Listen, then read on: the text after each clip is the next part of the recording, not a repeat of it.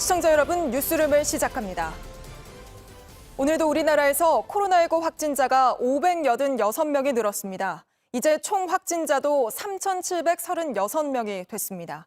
대구에선 오늘도 82살 남성 환자 1명이 숨지면서 사망자도 18명으로 늘었습니다. 이런 가운데 정부는 병실 부족 사태를 해결하기 위한 특단의 대책을 내놨는데요. 증상이 심한 환자를 병원에 먼저 입원시키고 증상이 비교적 가벼운 환자는 공공시설에서 따로 관리하기로 한 겁니다. 지금 이 시각 정부 세종청사에선 브리핑이 진행 중이었는데요. 방금 막 끝났다고 합니다. 현장 나가 있는 취재기자 바로 연결해 자세한 이야기 들어보겠습니다. 자, 윤재영 기자. 결국 정리하자면 지금 중대본 발표는 모든 환자를 입원시키기엔 병상이 모자라니까 중증 환자와 경증 환자를 구분해야 한다. 이거 아닙니까? 네, 그렇습니다. 환자가 갑자기 급증하면서 한정된 의료 자원을 효율적으로 쓸 수밖에 없다는 고민의 결과인 겁니다. 정부는 코로나19 대응 지침을 칠판으로 개정한다고 했습니다. 지금까지는 모든 확진 환자가 입원 치료를 받도록 했습니다. 하지만 앞으로는 시도별 환자 관리반이 환자의 중증도를 4단계로 신속하게 분류해서 경증이 아닌 환자들에게 입원 치료를 하겠다는 겁니다. 또 입원 치료 필요성은 낮지만 격리와 모니터링이 필요한 환자들을 위해서 지역별 생활치료센터를 설치해서 생활과 의료 지원을 하겠다고 밝혔습니다. 생활치료센터는 전국의 국공립 그리고 민간시설을 확보해서 마련할 예정인데요. 우선 대구에서부터 운영이 시작됩니다. 자세한 내용은 잠시 뒤에 다시 정리해서 말씀드리겠습니다. 예, 중증 환자 위주로 병원 치료를 받게 한다는 이야기는 지금까지 계속 나왔었죠. 그렇습니다. 현재 대구, 경북뿐 아니라 전국적으로도 병상이 부족한 상황입니다. 그런데 코로나19는 기저질환이 있는 사람이나 노인층에게 치명적일 수 있는 바이러스입니다. 따라서 이들 고위험군을 위주로 병원 치료를 해야 한다는 겁니다. 실제 13번째 사망자는 고령의 기저질환도 있었지만 집에서 병상 배정을 기다리다가 상태가 나빠져서 사망했습니다. 오늘 오전 정세균 국무총리도 이에 대해 발언했는데요. 잠시 들어보시죠. 중증이나 위험군에 속하는 분들이 입원을 기다리다가 사망하는 일이 2번 다시 있어서는 안 되겠습니다. 하지만 모든 환자를 입원시키는 것은 원칙으로 하는 지금 방식으로는 그런 비극을 막기 어려운 것이 사실입니다. 네, 그리고 윤재영 기자, 오늘 추가된 환자들 이야기도 좀 해주시죠. 주로 어떤 환자들이었습니까? 오늘도 대구를 중심으로 환자가 늘었습니다. 오후 4시 기준 확진자 수는 3,736명입니다. 어제 오후보다 586명이 늘어난 숫자입니다. 대구에선 469명이 늘어 오늘 추가된 환자의 80%를 차지했습니다. 대다수가 신천지 대구교회와 관련된 사람입니다. 예, 지금도 대구 신천지 관련 환자들이 많이 늘고 있는데 교인들이 어떻게 감염이 됐는지 추가로 밝혀진 게 있습니까? 아직 정확히 확인된 것은 없습니다. 하지만 중앙방역대책본부는 오늘 중요한 사실을 공개했습니다. 법무부를 통해서 신천지 교인 전체의 출입국 기록을 확인하던 중에 국내 신천지 교인 중 일부가 1월에 중국 우한시를 방문했던 사실을 파악한 겁니다. 아시다시피 신천지 대구교회 집단 감염 사태의 최초 전파자는 아직도 오리무중인 상태인데요. 보건당국은 결정적인 단서가 나올 수 있다는 판단 아래 이들을 주목하고 있습니다. 네, 그리고 오늘 또 환자 1명이 숨졌잖아요. 그 소식도 좀 전해주시죠. 네, 오늘 대구에서 37년생 남성이 사망했습니다. 전체 18번째이자 대구에서 나온 9번째 사망자입니다. 이 남성은 기저질환으로 뇌경색, 고혈압, 당뇨 등이 있었던 것으로 알려졌습니다. 지난 28일부터 경북대병원 음압병상에서 치료를 받아왔는데 병원 입원 때부터 건강 상태는 썩 좋지 않았다고 합니다. 보건당국에선 현재 정확한 사망 원인을 조사하고 있습니다. 이 밖에 현재 산소 마스크를 사용해야 하는 중증 환자는 13명, 기계를 통해 호흡을 해야 하는 위중한 환자는 14명입니다. 예, 지금까지 윤재영 기자였습니다. 예, 조금 전 중앙재난안전대책본부의 발표 내용을 바로 취재 기자와 좀 더 짚어보겠습니다. 박유미 기자가 나와 있습니다. 박 기자, 지금 아직 브리핑은 진행 중인 거죠? 네, 그렇습니다. 지금 장관 발표 이후에 어쨌든 질의응답이 진행되고 있습니다. 예, 그리고 조금 전 정부 발표 내용을 좀 정리를 해보면 크게 두 가지인 것 같아요. 입원과 퇴원의 기준을 모두 완화시키겠다. 모두 뭐 이렇게 병상 부족 문제로 치료를 제대로 못 받고 숨지는 환자를 막겠다는 취지로 보이는데요. 네, 그렇습니다. 정리를 좀 해드리겠습니다. 오늘 발표 내용의 핵심은 중증도에 맞는 치료 체계로 개선하겠다는 겁니다. 네. 의료진으로 구성된 시도별 환자 관리반이 중증도를 일단 신속하게 분리를 하겠다는 거고요. 또 격리가 일단 뭐 필요한 것으로 보이는 경증 환자는 생활치료센터에 들어가서 의료진이 상시 모니터링 하겠다고 했습니다. 생활치료센터란 단어가 오늘 처음 등장한 건데요. 네. 일단 그 전세기를 통해 입국했던 우한 교민들이 머물던 시설 격리와 좀 유사하다고 이해를 하시면 될 것 같습니다. 예. 그동안 전문가들이 그 권고한 어쨌든 경증 환자 또 무증상자에 대한 그 시설 격리를 의미하는 건데요. 각 지자체는 그리고 중증도에 맞는 치료 체계를 갖추도록 중앙정부에서 지원을 하겠다고 했습니다. 일단 이 생활치료센터 관련해서는 전국 각지의 국공립 운영 시설이나 민간 숙박 시설 등을 확보하겠다고 했습니다. 우선적으로는 대구부터 운영이 됩니다. 예. 당장 내일부터는 대구에 있는 그 중앙교육연수원이 경북대 병원에서 그 관리를 하는 가운데 생활치료센터로 운영되게 됩니다. 또 중증 환자를 위한 병상도 확충하고 있는데요. 일단 뭐 서울대병원, 신촌세브란스 병원 등 이른바 빅5라고 불리는 국내 최정상급의 병원들이 의료 관리를 좀 맡아주기로 하고 협력을 하겠다고 했습니다. 예, 그런데 그 내용들이 대부분 일찌감치 전문가들이 다 권고를 한 거잖아요. 그 방금 말한 대로 경증 환자의 경우에는 시설에 격리를 하겠다는 건데 이건 좀 이번과는 어떻게 다른지도 자세히 좀 설명을 해주시죠. 네, 일단은 제가 우한에서 입국한 교민들이 머물던 네. 그 시설을 언급을 네네. 했는데 어쨌든 의료진이 함께 머물면서 관리를 하겠다는 겁니다. 네. 앞서 그 13번째, 14번째 사망자의 경우처럼 그 고령이나 그 기저질환이 있는데도 자가 격리 상태에 있다가 중증으로 발전하거나 사망에 이르는 상황을 막겠다는 겁니다. 어쨌든 지금 박능우 장관의 얘기는 앞으로 1, 2주가 중대 분수령이기 때문에 더더욱 또 치료 체계가 또 원활히 작동 안 하는 문제는 사망률과도 연관이 있어서 예. 이 부분은 집중적으로 개선을 하겠다고 했습니다. 예, 그리고 또 퇴원도 한번 살펴보죠. 역시 기준이 완화됐죠. 예, 일단은 그 입원 치료 중에 네. 그 호전이 되면은 좀 이제 경과를 관찰한 뒤에 격리 해제를 하게 되는데 25번 환자처럼 퇴원 후에 다시 발병하는 사례 때문에 이러한 좀 지침이 나왔습니다. 예. 현재까지는 격리 해제가 되기 전에 24시간 간격으로 2번 정도 네. 검사를 하게 됩니다. 바이러스가 어쨌든 나오지 않고 음성으로 확인이 되면 그동안은 퇴원을 했는데 이러한 원칙은 유지를 합니다. 다만 퇴원 후에 앞서 언급한 생활치료센터에서 머물면서 전염력이 없어질 때까지 일단은 경과를 관찰하겠다고 했습니다. 예, 그렇게 좀 임상적인 증상이 호전된 경우에는 바로 병원이 아닌 생활치료센터로 옮겨서 좀 경과를 지켜보겠다. 그렇게 하면 그 병상을 좀 중증 환자들에게 줄 수 있다. 이런 취지로 보이네요. 네. 예, 알겠습니다. 그러면 여기까지 잠시 듣고요. 또 오늘 중앙임상위원회도 기자회견을 해서 설명을 좀 많이 했는데 이 내용은 서영지 기자 정리한 리포트를 보시고 또 박유미 기자와 이어서 대화 나눠보겠습니다. 국립중앙의료원 중앙임상위원회는 먼저 환자를 중증도별로 분류하고 치료해야 한다고 주장했습니다. 중환자가 진짜 얼마나 될지 그래서 기저질환을 고려해서 환자들의 우선순위를 만들고 중환자 치료를 할 수 있는 시스템 정비가 중요한 시점이라고 할 수 있겠습니다.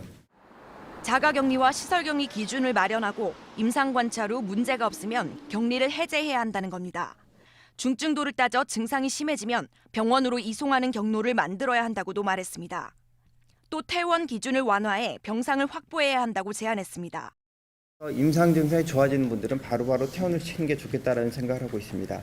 그리고 구체적으로 발열이라든가 숨가쁨 등의 증상이 호전되면 바로 퇴원을 고려하고 폐렴 등 호흡기 문제를 앓고 나서 마른 기침이나 잔기침이 남을 수 있는데 이 증상은 환자한테 치명적이지 않다는 겁니다. 병원에서 할 수 있는 치료가 끝났으면 병상 확보를 위해 일단 퇴원시키고 이후 감염성 관리는 방역당국이 하자고 제안했습니다. JTBC 서영지입니다. 네, 그러면 이 발표 내용 토대로 박유미 기자와 한 걸음 더 들어가 보겠습니다. 자, 박 기자, 일단 13번째 그리고 14번째 사망자, 자가격리 중에 숨진 분들인데 이분들에 대한 설명이 있었네요. 네, 두 분 모두 70대인데요. 네. 나이가 많고 기저질환이 있어서 사실은 우선적으로 입원을 해서 치료를 받아야 되는 분들이었습니다. 그러니까 임상위의 설명은 적절한 중증도 분류에 따라 이분들이 치료를 받지 못했다는 겁니다. 어쨌든 그 정기현 또 중앙의료원장의 설명도 있었는데 중수본이나 이제 방대본이 제시한 운영 원칙이 있긴 했는데 여기에는 경증 환자의 재택 치료 혹은 또 시설격리 치료 원칙 등이 담겨 있지 않아서 이러한 좀 문제가 생겼다는 거고요. 네. 병상수가 턱없이 부족한 상황에서 환자 관리에 새로운 지침이 필요하다는 거고 조금 전에 있었던 중대본 발표에서는 이러한 내용이 좀 반영이 된 겁니다. 네. 예, 그리고 또 대구에서는 1,600명이 넘는 환자들이 자가격리 중인데 경증 환자 치료에 대한 얘기도 언급이 됐더라고요. 네, 그 서울대 감염내과 교수인 오명돈 위원장의 설명이 좀 있었습니다. 네. 요약을 좀 하자면 현재처럼 그 체온 등을 기준으로 해서 단순히 체크리스트에 의존해서 그 진료를 생략하면 안 된다는 겁니다. 중국 연구를 좀 인용을 했습니다. 환자의 56%는 체온이 일단 정상인 것으로 나타났습니다. 37.5도 정도의 정상 체온이었다는 얘기고요. 또 폐렴 여부를 확인할 수 있는 흉부 엑스레이 촬영에서도 중증인데도 불구하고 이 중에 4분의 1 정도는 폐렴이 보이지 않았다고 했습니다. 네. 다시 한번 정리하자면 매뉴얼, 체크리스트만 가지고 열이 있냐 없냐 뭐 이런 것만 가지고 판단하다가는 중증 환자를 놓칠 수도 있고 어쨌든 반드시 의료진의 진료를 받아야 한다는 겁니다. 그리고 또 주목이 되던 게 신천지 교인에 대한 전수조사를 하다 보니 다른 환자들에 대한 검사나 치료가 좀 부족한 거 아니었냐 이런 이야기가 있었는데 그 부분도 언급을 하셨더라고요. 예, 마찬가지로 오명돈 위원장의 설명 중에 나온 발언입니다. 네. 어쨌든 오 위원장은 우리가 신천지 전수조사를 해서 무엇을 알아낼 것이냐, 또 모두 파악하게 되면 우리 지역사회 확산을 막을 수 있을 것이냐라는 질문을 일단 좀 던졌습니다. 네. 현재 전체 확진자 중에 60% 정도가 신천지 관련 확진자입니다. 지금까지는 어쨌든 그리고 지금은 신천지 관련 감염자를 찾아내서 진단을 하는 데 많이 쏠려 있는데 다른 집단의 모임 등을 통한 그 비중 또 전파 가능성도 대비를 해야 된다는 얘기입니다. 지금 우리의 이제 의료진이나 병상 같은 여력이 충분하지 못하기 때문에 우선순위를 좀 정해야 한다는 거고요. 고령이나 고위험군을 보호하는 진료 전략을 찾아야 하고 사망률을 낮추는 데 집중해야 한다고도 했습니다. 네, 그리고 또 어제 주목받은 사례가 25번째 환자, 완치된 뒤에 다시 확진 판정을 받은 환자였는데요. 결국에는 재감염은 아닌 것 같고 재발한 걸로 보인다 이런 이야기가 나왔죠. 네, 주치의를 맡고 있는 분당 서울대병원 김의석 교수의 설명이 있었습니다. 네. 그 73세 여성분입니다. 1월 말에 중국에서 귀국한 아들 며느리한테 감염된 걸로 보이는데 이 아들 부부도 사실 확진이 나왔죠. 그 25번 환자의 경우에는 지난달 22일에 퇴원을 했는데 그제 다시 입원을 했습니다. 그 김희석 교수의 설명은 일단 재감염으로 보기는 어렵다고 했습니다. 아들과 며느리는 일단 입원 중인 상태고 다른 환자와 접촉이 없었기 때문입니다. 대신에 바이러스 재활성화라는 표현을 썼습니다.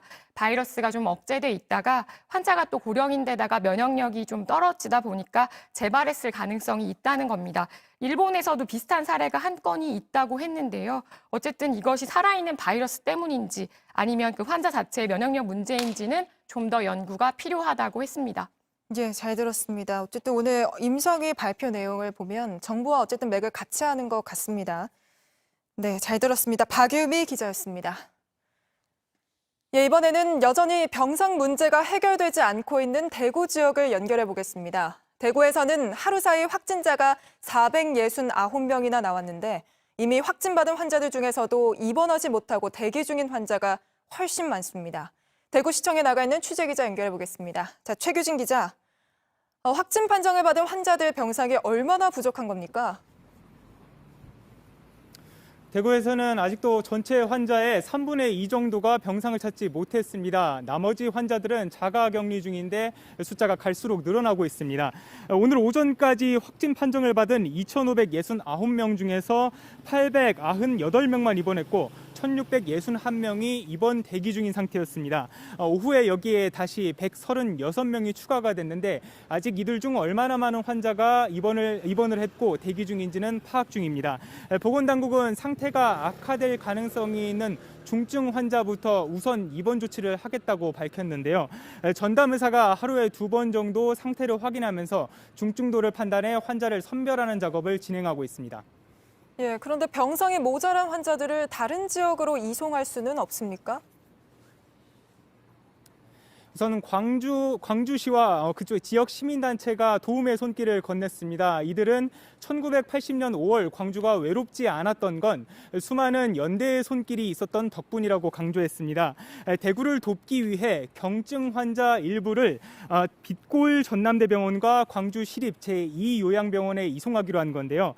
두 병원 모두 감염병 전담병원으로 지정돼 있어 109명의 환자를 수용할 수 있고 이 중 절반 정도 이상인 60개의 병상 정도를 대구 환자들에게 양보하기로 했습니다.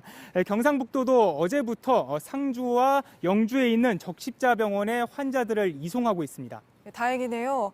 그리고 또 자가격리 의무를 위반한 환자도 나오고 있던데 어떤 내용입니까? 확진 판정을 받고도 자가격리에서 벗어나 외출을 하거나 출근을 한 환자들입니다. 이 환자들은 대구시 보건당국에 따르면 간호사와 요양보호사 5명 정도로 확인이 됐는데요. 이들을 경찰에 고발 조치하기로 했습니다. 법무부는 이들이 모두 신천지 교인으로 드러났다고 밝혔는데요. 이들이 언제 확진 판정을 받고 자가격리에 들어갔는지는 아직 파악하고 있습니다. 다만 대구시 보건당국은 이들이 확진 판정을 받고도 하루나 이틀 정도 더 근무지에 출근했던 것으로 파악됐다고 밝혔습니다. 네, 그중에 경북 영덕 보건소 직원도 확진 판정을 받지 않았습니까? 그렇습니다. 경북 영덕 보건소에 근무하던 56살 여성입니다. 앞서 이 여성은 영덕군청의 한 남성 직원과 접촉한 사실이 확인이 됐습니다. 이 남성 직원은 지난 16일 포항 신천지 교회에 다녀온 사실이 있는데 신천지 교인인 사실을 숨기고 있었던 사람입니다. 이 남성은 음성 판정을 받았지만 이 남성의 동선을 확인하던 도중 이 여성 보건소 직원이 감염된 사실이 드러난 겁니다. 영덕군청은 어제 오후 7시부터 보건소를 임시 폐쇄하고 방역 조치에 들어간 상태인데요. 함께 근무한 보건소 직원과 방문자 15명에 대해서도 일단 2주 정도 격리시설에 머물면서 결과를 지켜보기로 했습니다. 예, 방금 임상회에서도 신천지 전수교사에 대한 이야기가 나왔는데 대구 신천지 교인에 대한 전수조사 결과가 나왔습니까? 아직도 전수조사는 진행 중입니다. 보건당국은 대구 지역 전체 확진자 중에서 73.1%가 신천지 대구교회와 연관이 돼 있다고 밝혔습니다. 대구시는 지난 28일부터 추가로 확인된 신천지 교인 1,983명을 조사 중인데요. 어제까지 1,842명의 소재가 확인됐는데 연락을 받지 않고 있는 141명에 대해서 경찰이 소재 파악에 나섰습니다. 앞서 1차 조사 때는 증상이 나타난 1,200여 명 중에서 87%가 확진 판정을 받았는데요. 증상이 없다고 대답한 신천지 교인 중에서도 72%가 확진 판정을 받았습니다. 추가로 조사가 진행되고 있는 만큼 속도를 낼 경우 확진자는 더 늘어날 것으로 보입니다. 예, 지금까지 대구 소식을 최규진 기자가 전해드렸습니다. 예, 보신 것처럼 전국 곳곳에서 환자가 계속 발견되는 만큼 병상 부족 문제, 대구만의 문제라고 할 수 없는 상황입니다. 지금부터는 이 문제를 어떻게 해결하는 게 바람직한지 집중적으로 살펴보겠습니다.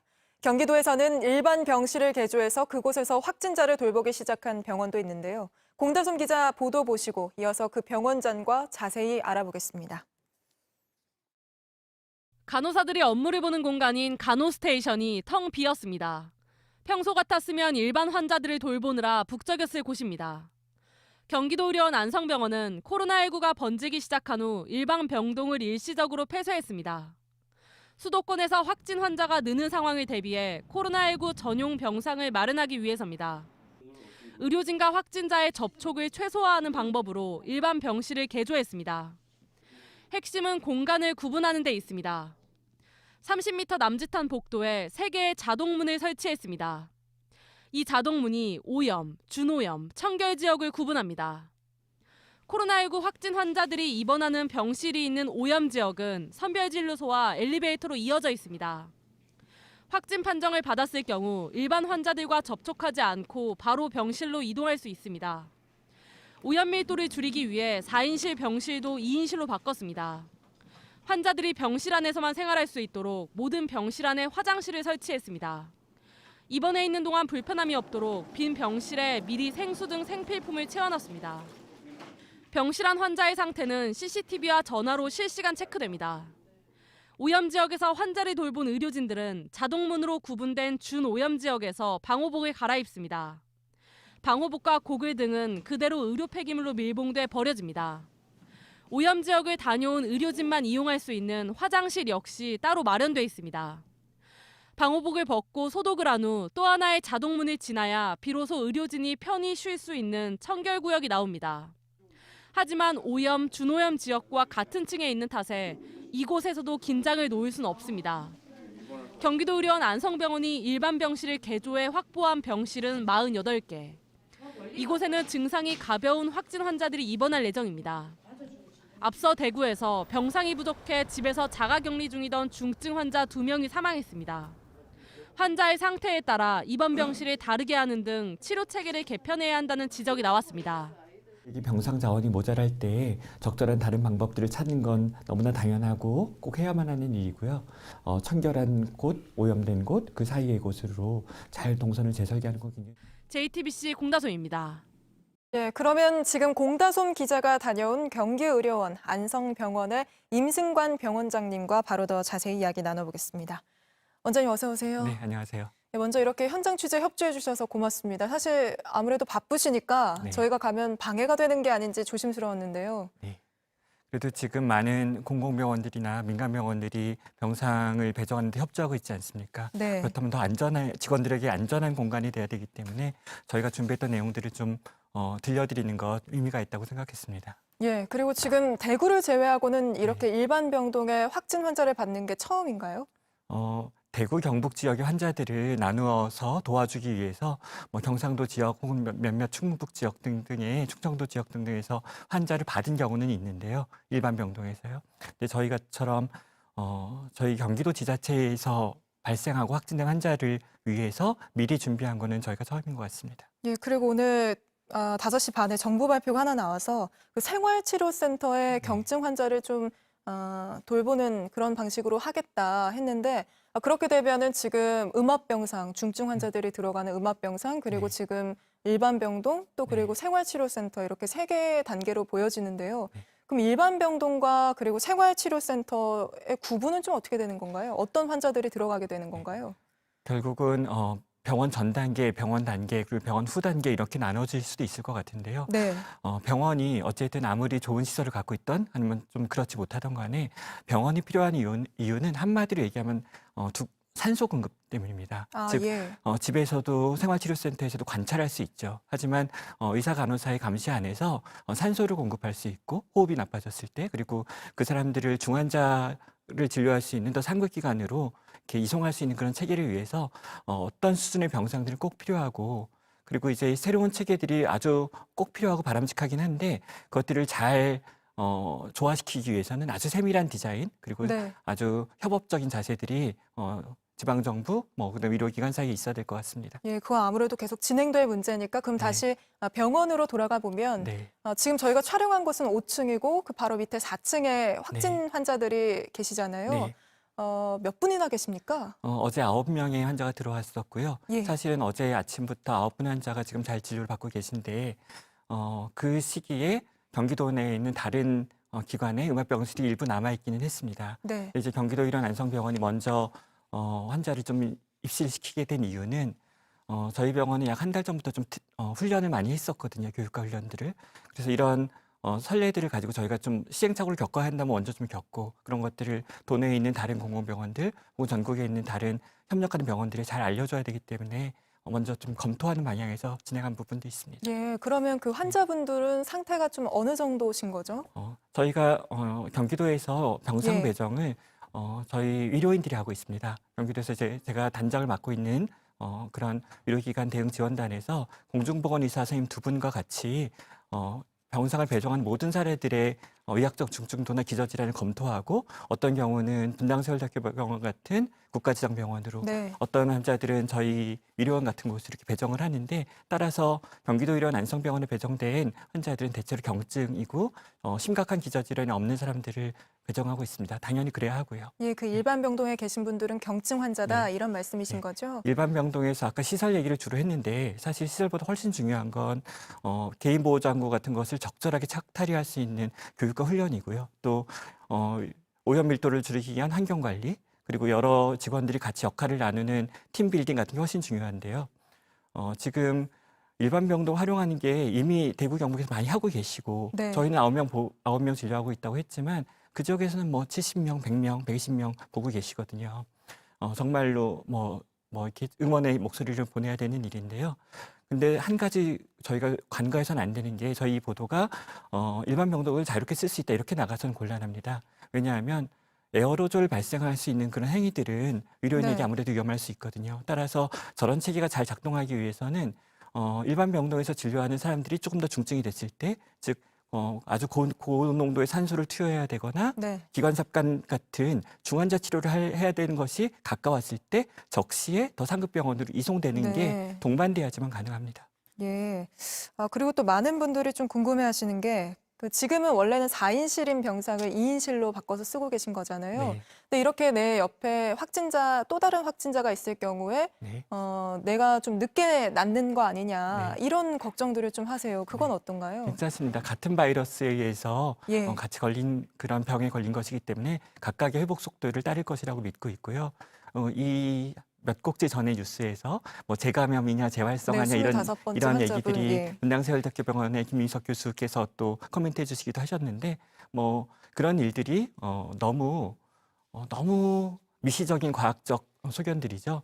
일반 시민들과 저널리즘 안에서는 좀 큰 줄기를 즉 지금까지 한 3천여 명 가까운 그런 확진자가 있는데 한 사례를 한 갖고 고민하는 분이니까. 거잖아요. 예. 그런 너무 미세한 부분들을 저희가 시민들과 같이 고민할 필요는 없을 것 같습니다. 그런 건 예. 학술의 영역에 남겨도 될 것 같습니다. 예, 그러면 지금 4층, 5층은 확진 환자를 받기로 했고요. 그럼 네. 나머지 층은 어떻게 운영을 하고 계십니까? 나머지 층에는 일반 환자들을 진료하고 있지는 않고요. 예. 이미 중앙사고수습본부에서 한 8일쯤 전에 전국에 있는 많은 공공병원들에게 환자를 소산하고 코로나19 환자들을 좀 전담 진료하자는 감염병 전담 기관 지정한 명령을 내렸던 바 있고 그런 네. 부분이 각 시도와 협력하여서 좀 약간의 조율을 거쳐서 진행되고 있거든요. 예. 근데 그런 조치는 네. 그러면 국가 지정 아니신데 그렇게 하신 건가요? 이거는 이미 중앙사고수습본부가 약 일주일쯤 전에 진행한 일이고 시도가 협조하고 있는 일입니다. 예. 네. 그리고 제가 듣기로는 그렇게 하면 병원 운영들이 많이 힘들어지신다고 하던데 그 문제는 좀 어떻습니까? 네. 저희가 아까 저는 시설 개선 공사를 하는데 방금 전에 행정과장께 물어보니 한 1억 원 좀 넘게 돈이 들었다고 하더라고요. 그리고 당연히 저희가 위협 수입 등등이 지금 줄어들고 있지 않습니까? 그러나 공공병원이고 또 공공병원이니까 먼저 할 수 있는 그런 내용들이 보도된 거고요. 당연히 저희 정부가 우리 정부인데 이런 예. 일들을 잘 겪고 나면 도와줄 거라고 믿고 있습니다. 네, 알겠습니다. 그럼 마지막으로 바이러스가 계속 퍼지는 걸 막기 위해서 네. 필수적으로, 그러니까 우선적으로 해야 되는 게 있다면 좀 어떤 게 있을까요? 네. 일단은 이렇게 많은 병원들이 자기 역할을 하기 위해서는 두 가지가 필요한데요. 즉 지방정부, 중앙정부가 도와줘야 되는 일이 있는데 첫 번째로는 진료 전달 체계를 아주 안전하게 짜주는 겁니다. 그런 것들이 시도가 굉장히 신경을 써주셔야 되고 또 개인보호장구 같은 물품들이 제때 공급되도록 떨어지지 않도록 네. 그런 것들이 부족하다면 일하는 의료인들이 좀 불안해지겠죠. 예, 아무래도 그렇겠죠. 알겠습니다. 말씀 고맙습니다. 네. 임승관 원장님이었습니다. 네, 감사합니다. 예, 조금 전 대구에서 자가격리 중에 사망자가 나왔다는 소식이 들어왔습니다. 바로 중앙재난안전대책본부 연결해서 자세한 소식 알아보겠습니다. 자, 윤재현 기자, 환자 두 분이 또 숨졌다는 소식이 들어왔던데 자세히 좀 전해주시죠. 네, 대구시 발표에 따라서 사망자가 2명이 더 추가돼서 사망자는 총 20명이 됐습니다. 한 명은 40년생 남자고 칠구 경북대병원에서 입원 중 숨졌습니다. 기저질환으로 고혈압이 있었습니다. 다른 한 명은 34년생 여성으로 대구 가톨릭병원으로 이송 대기 중에 자가격리 중에 숨졌습니다. 기저질환으로는 당뇨나 고혈압이 있었습니다. 예, 또 자가격리 중에 숨지는 환자가 생긴 거네요. 그리고 또 조금 전 정부가 그렇습니다. 코로나 대응 지침을 개정을 했는데 종전과는 달리 중증 환자와 경증 환자를 구분해서 치료한다는 거죠. 그러면 지금 같은 이런 사망자는 막을 수 있는 건가요?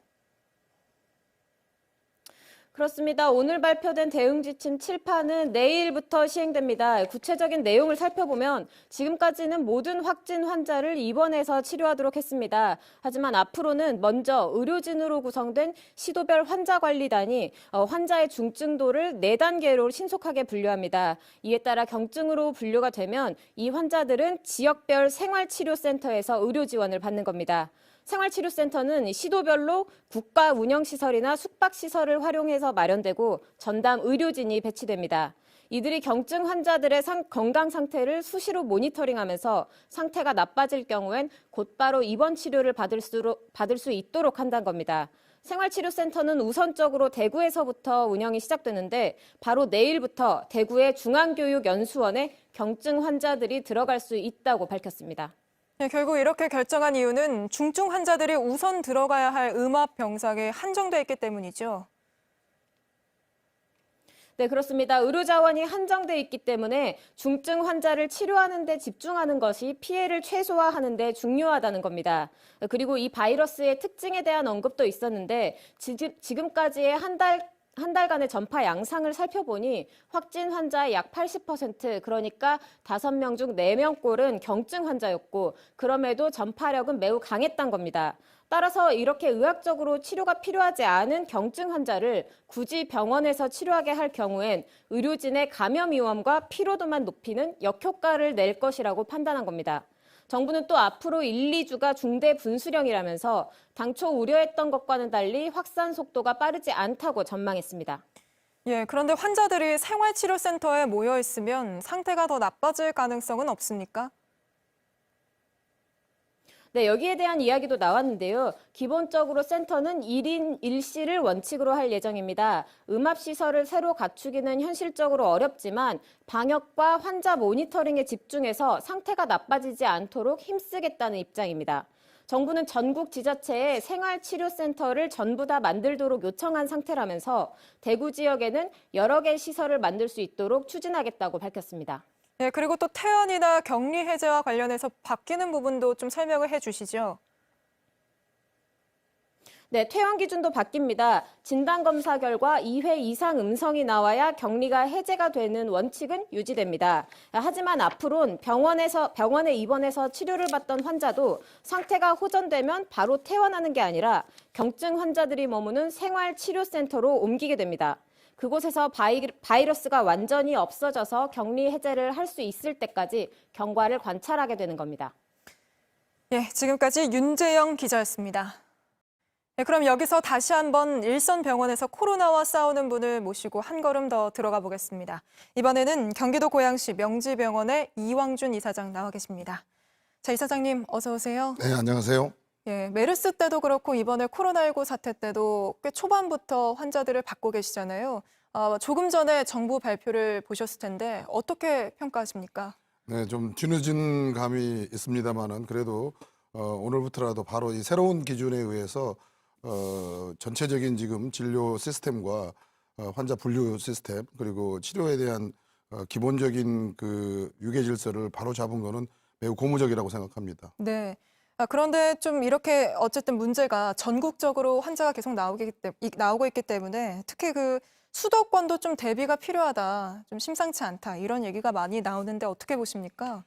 네, 뭐 지금 이제 대구 경북 지역은 이제 지난주부터 시작한 요 피크가 아마 다음 주 말까지 가면 어느 정도 이제 잦아들 거라고 생각이 되고 네. 또 워낙 대구 경북에서 그 신천지를 비롯해서 또 주민들이 같이 사회적 거리두기에 많이 참여를 하셨기 때문에 네. 많이 잠잠해질 거라고 생각하지만 이제 불행하게도 다음 주말부터는 또 이 수도권에서 새로운 3차 피크가 시작될 거라는 그런 예상을 하고 있습니다.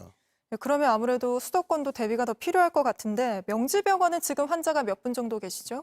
현재 저희 병원은 그 지지난주에 이제 3명의 확진자가 퇴원한 이후에 잠시 소강 상태를 지니다가 현재 지금 8명의 확진 환자가 있습니다. 병상은 몇 개죠? 저희가 지금 국가 지정 네. 음압 격리 병상은 9병상인데 그러면 9병상 하나 중에 남아 있는 거네요. 네, 지금 한 병상 남아 있습니다. 지금 거기 입원 치료 중인 환자분들 상태는 좀 어떻습니까? 저희는 이미 지금 대구 경북 지역에서 이송을 의뢰를 받아서 한 분의 환자를 치료하고 있는데 이분 환자가 조금 상태가 좀 네. 중한 상태고요. 다른 이제 7분은 뭐 상대적으로 좀 경미한데 특히 그 4분 정도는 아주 경증이고요. 3분은 예. 그래도 폐렴 증세를 앓고 있습니다. 그 아주 경증이라는 거는 한 어느 정도의 치료를 받게 되나요? 아주 경증인 분들은 치료 방법이 어떤지도 좀 궁금한데. 뭐 사실상 아주 경증인 환자는 뭐 기본적인 그 모니터링과 식사 제공 이상 특별하게 어떤 아, 그 그런가요? 약물 투여나 의학적 처치가 없다고 볼 수 있습니다. 아, 식사 제공 정도라고 보면 되는 건가요? 그렇죠. 뭐 특별한 약물적 치료나 어떤 예. 특별한 어떤 검사나 이런 게 추가적으로 되고 있지 않기 때문에 아, 얼마든지 예. 오늘 이제 정부에서 발표한 그런 그 생활치료센터 네. 정도에서 관찰을 해도 무방하다고 생각이 됩니다. 그 정도의 경증인 분들이 갑자기 악화되는 경우, 이런 경우도 있나요?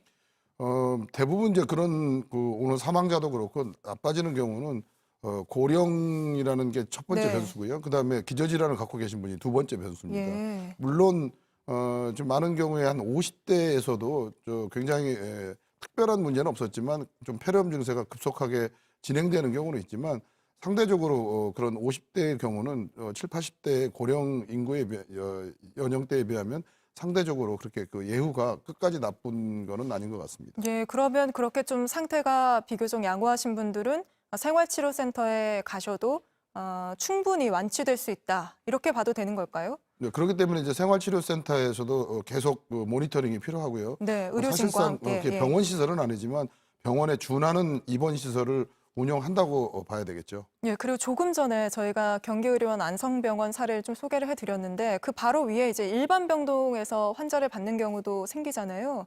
그런 거는 좀 어떻게 보세요? 그러니까 이게 꼭 이 중증 환자를 치료할 때와 같은 그런 음압 격리 병상만이 필요한 건 아닙니다. 네. 왜냐하면 저희가 이제 중증 환자를 볼 때는 기관 삽관을 한다거나 네. 아니면 이제 환자에 대해서 굉장히 공격적인 그런 치료를 할 때 환자로부터 많은 지금 바이러스가 배출될 수 있기 때문에 저희가 특별한 시설을 원하는 거지만 일반적인 지금 이 바이러스 환자일 경우에는 나름대로의 그런 적절한 격리 조치만으로도 충분히 어느 정도는 대응할 수 있는 상황이라고 보여집니다. 지금 뭐 아직 일반 병동에 대한 이야기는 나오지 않은 것 같은데 일반 그러면 병동이 아니고 이제 1인실 네. 격리는 네. 각자의 격리는 필요한데 꼭 그게 네. 음압 시설이야만 한다라는 거는 아닐 수 있는 거죠. 예. 그리고 또 혹시 그러면 이제 다음 주부터 당장 내일부터 대구는 좀 달라진다고 하는데 경기도에서 뭐 준비하는 게 있으실까요? 네, 지금 경기도도 원래부터 같은 이제 원리로 이런 그 환자 분류와 그다음에 중증 환자를 치료할 수 있는 치료 시설, 그다음에 가운데 이제 중간적으로 환자들을 관리할 수 있는 중간 시설, 그다음에 또 경증 환자들을 지금 이렇게 생활 치료 시설처럼 지금 이렇게 네. 모니터링할 수 있는 그런 단계별 어떤 시설과 그 중간 단계의 버퍼가 필요하다고 보여집니다. 예, 그리고 오늘 좀 임상회에서 발표한 것 중에 좀 눈에 띄던 게 명지병원에서도 완치해서 퇴원하신 분들이 꽤 있으시잖아요. 네. 혹시 그분들의 그 이후 모니터링을 이어졌나요? 물론입니다. 예. 뭐 중국인 환자는 이미 이제 중국으로 건너갔지만 나머지 2분 환자는 지금 일주일 단위로 저희 병원에 와서 계속 예. 추가적인 지금 그 검사를 하고 있고 또 뭐 혈청 검사까지 포함한 여러 가지 검사를 계속 진행하고 있습니다. 네, 그렇다면 그 폐섬유화, 그러니까 후유증에 남는다 이런 이야기에 대해서는 좀 어떻게 생각하세요? 이 바이러스성 폐렴과 이 본질적으로 그 상황이 다르지는 않고요. 바이러스성 폐렴이 앓고 지나가더라도 그건 뭐 인플루엔자 폐렴처럼 마찬가지로 충분히 그거는 다 정상적인 회복이 가능하고요. 예. 아주 특수한 경우에 지난번 우리가 메르스의 34번 환자처럼 굉장히 이제 전면적인 폐섬유화가 진행됐던 그런 심각한 상황의 환자들의 하에서 약간의 이제 약간은 아니지만 좀 지속적 후유증이 남을 수 있다고 보여지는 겁니다. 예, 알겠습니다. 그리고 마지막으로 사실 명지병원은 저도 초반에 현장에 가서 직접 취재를 했는데 그때 많은 의료진들이 고생하는 모습을 보고 많은 분들이 또 응원을 해주셨어요. 아무래도 지금은 환자가 더 많다 보니 고생할 것 같은데 어떻습니까, 상황이? 지금 뭐 그 고생보다는 지금 모든 지금 전국 병원과 이 의료기관들의 지금 의료진들의 이 피로도가 이제 누적되는 게 굉장히 좀 염려스럽고요. 그다음에 네. 이게 지금 벌써 6주 정도의 이제 경계 과정에 있었고 특히 대구 경북은 뭐 지금 아주 심각한 상황이지만 이게 이제 앞으로 또 한 달, 2달 계속 연장됐을 때 굉장히 이제 이 누적된 피로도가 상당히 염려가 됩니다. 특별히 이제 이 과정에서 저희가 또 한편으로 우려하는 거는 좀 이 코로나 바이러스의 환자를 치료하는 것도 중요하지만 이 과정에서 저희가 정상적으로 지금 진료해야 되는 여러 중증 네. 환자나 그런 일반 환자들에 대한 그거를 정상적으로 잘 진료할 수 있는 그런 시스템을 유지해 나가는 것이 더 앞으로 좀 중요한 과제라고 보여집니다. 네, 말씀 잘 들었습니다. 바쁘신데 나와주셔서 고맙습니다. 네, 감사합니다. 이왕준 이사장이었습니다.